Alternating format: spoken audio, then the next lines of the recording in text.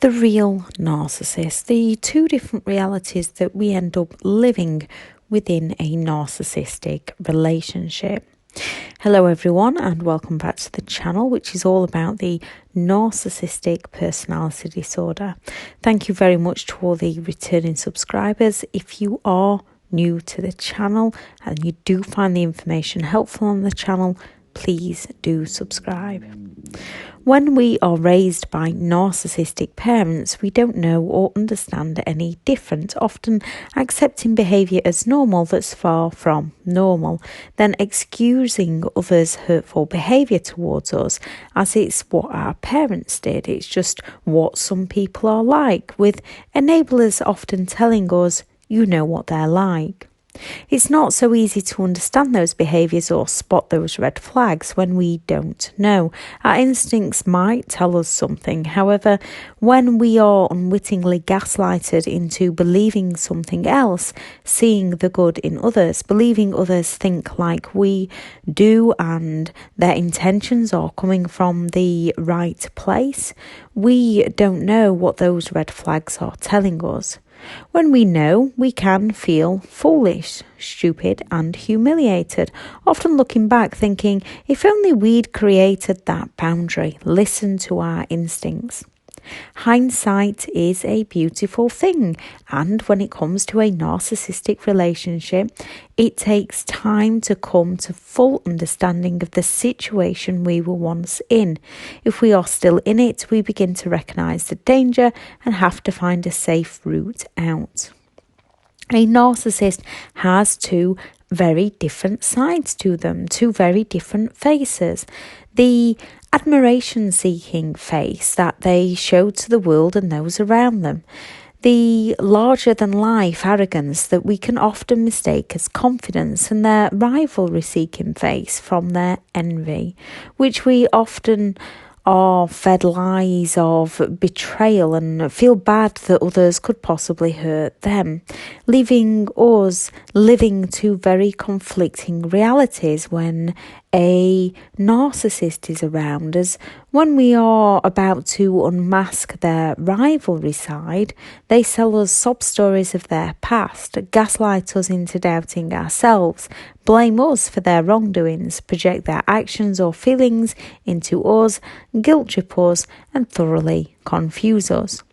The first person we meet is the admiration-seeking narcissist, and we live the reality they sell us at this time. Every moment we live it. It's our truth. We feel understood by them, valued and cared for, not realising this is their mirroring, future-faking, love-bombing, and idolising the future that will never be. Their admiration phase, be it covert or overt, grandiose, fragile, somatic or cerebral. As narcissists want to be admired, they want excessive attention to feed their own sense of superiority, to feel special, unique and powerful. They throw massive tantrums when these are not being met. However, most narcissistic people can control these tantrums at first.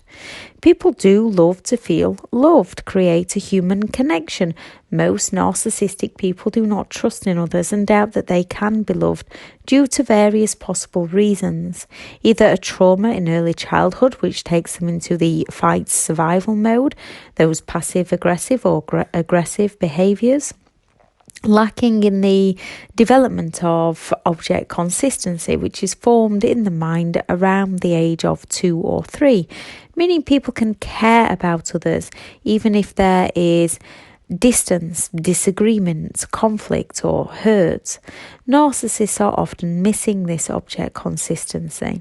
They might have never developed the natural attachment system to others in infancy, where they form a bond with the primary caregiver. They might have never developed true empathy to care for others, or have limited understanding to care for others on a genuine level. Or something happened so they removed empathy from within themselves, or deep down, as they know they are all about themselves, they believe others are too. As they know how they think others think like them. As they destroy others, they believe others are out to destroy them. So they need to take people down first. Many narcissistic people's biggest fear is abandonment for themselves. Why they seek to control and have others lined up. They lack the empathy to care how it might hurt others if they abandon another person. Most have insecurities and a lack of self-worth, yet they are not brave enough to bring these insecurities and vulnerabilities up to heal these wounds within themselves. As that true inner self is so painful, their ego and arrogance will not allow it. Why they long for admiration from those around them to prove to themselves that they are special.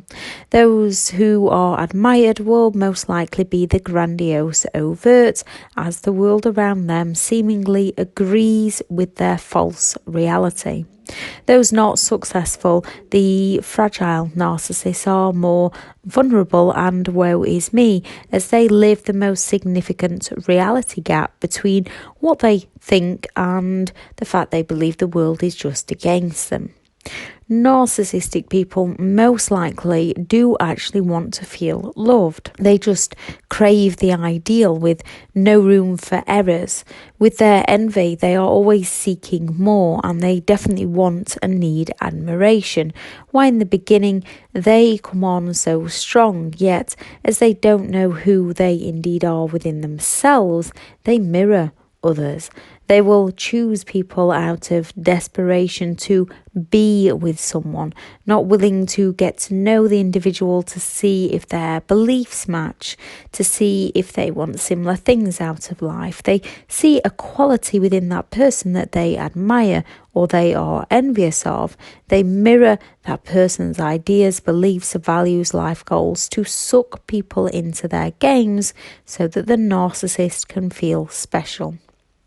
In the idolization stage, a narcissist will love bomb, which is cruel within itself and is an attempt to influence us into believing something that isn't true.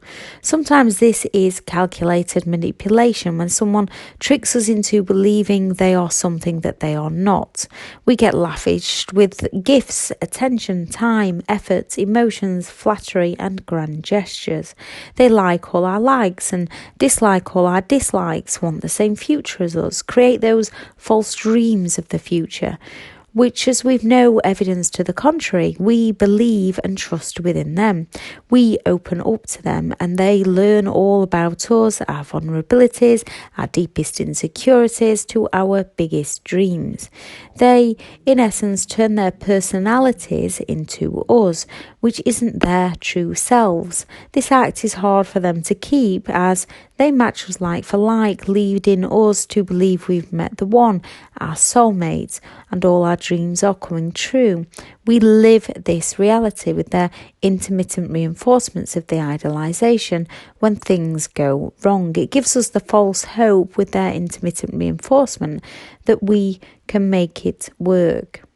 With a narcissist, this is all manipulation to feed us a reality that they can never fully deliver, as it's not for them. It's not them. It's not their passion. It's not their dreams. It's not their hopes. It's not their hobbies. They don't honestly care enough about those dreams or us to create them into reality. They don't want to put the work ethics in to achieve those dreams. It's easy to spot when we know what to look for, not so easy when we don't have the awareness or the understanding, believing and trusting that others all have good intentions, think like us. Love bombing is used to create feelings of obligation and hope within us, keeping us locked in a toxic environment that we don't even know we are in. Once the narcissist realizes that we are human and we have flaws, we make errors in judgments, as we have with the narcissist.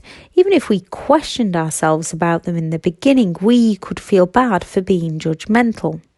No one can live up to the excessive demands of admiration that a narcissist needs to keep their true selves hidden, to keep their ego stroked, not without losing themselves.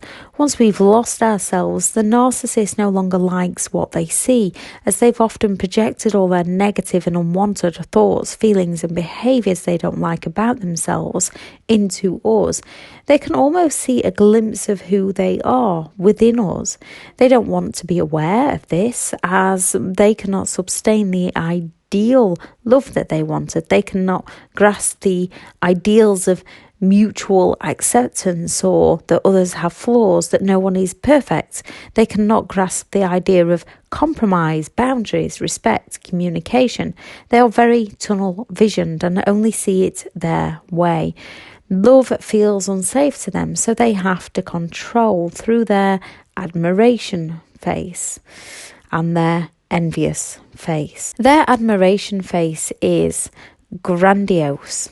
I am great. I am special. I am perfect. I know how to handle people.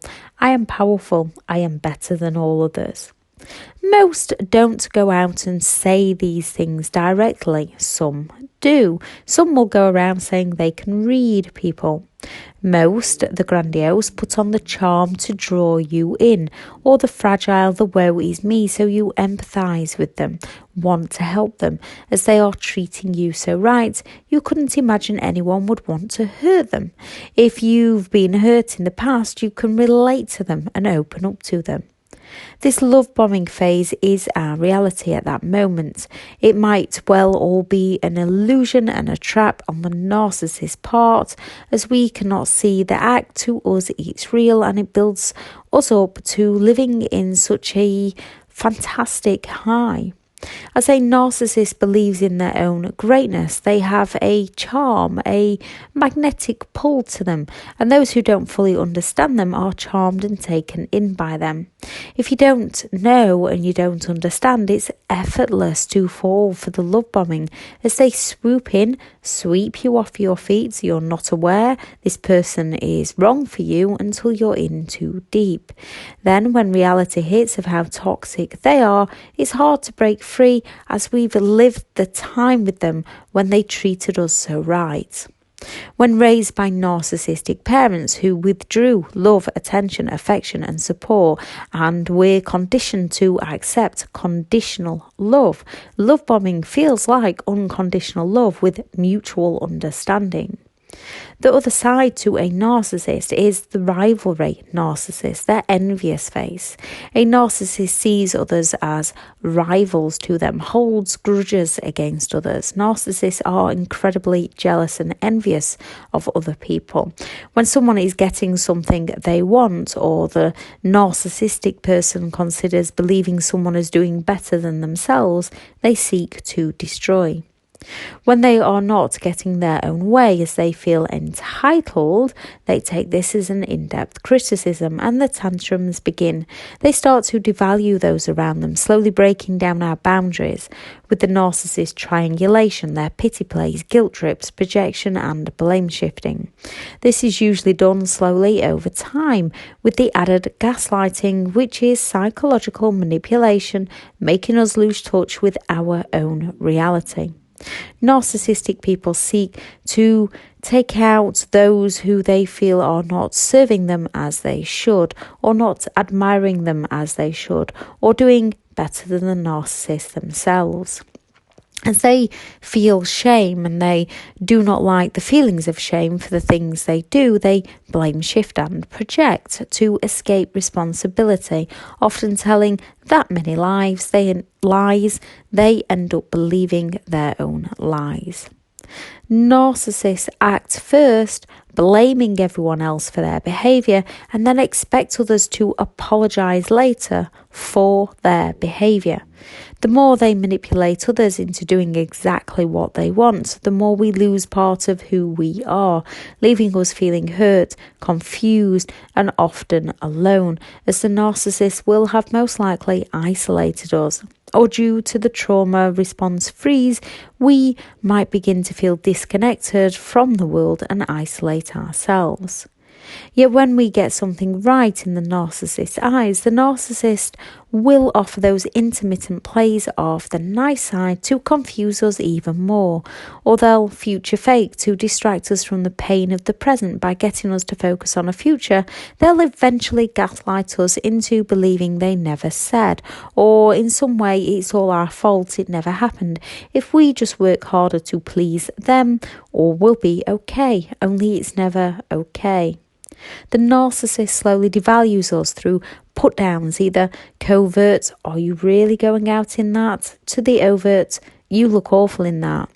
Taking you down bit by bit, invalidating who you are, criticising where you go, what you do, how you treat them, how you treat others, what you do wrong. Then when they need you again, they lift you back up. Due to the love bombing, all too often we care and find ourselves listening to their opinions and no longer paying attention to our own.